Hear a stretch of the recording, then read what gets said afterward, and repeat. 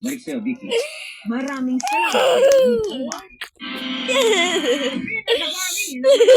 Pinagawali ng kabuhayan ng ilang taga-Ilocos.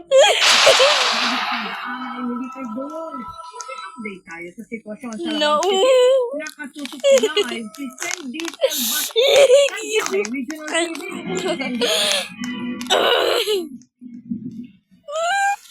Mel, nananatili pa rin nasa red alert status ang mga emergency response teams dito sa lalawigan ng Ilocos Norte dahil sa inilabas na red rainfall warning ng Civil Defense sa probinsya.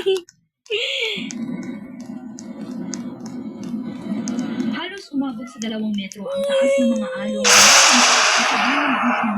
may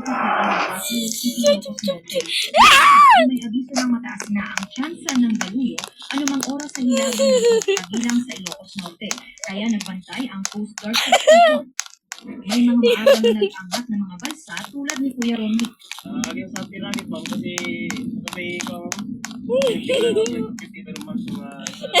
para sa... Madaling araw pa lang, malakas na ang ulan at hangin sa lungsod. Tila nagsayawan tuloy ang mga puno.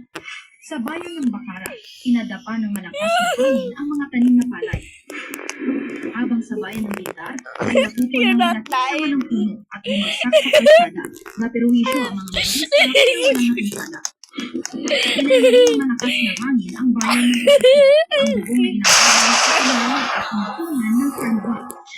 Ang sasakyan ay sandaan at 70 na ang inilika sa mga bayan ng Pabutbud, Bacara at San Nicolas.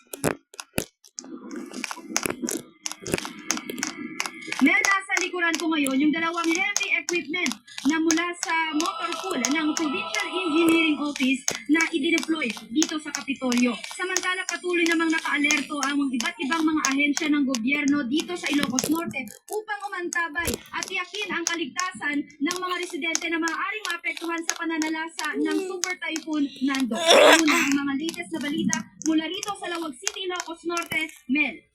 Maraming salamat sa iyo, Sandy Salvatore ng GMA Regional TV. Mga mapapatunayan nasa likod ng bulok sa kilos protesta, posibleng sampahan ng iba't ibang reklamo. Ay, mama.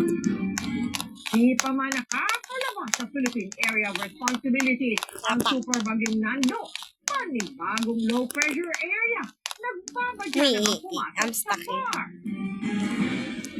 Ebidensyang nakalat ni na Senador Tito Soto at Ping Lacson, kabilang ang mga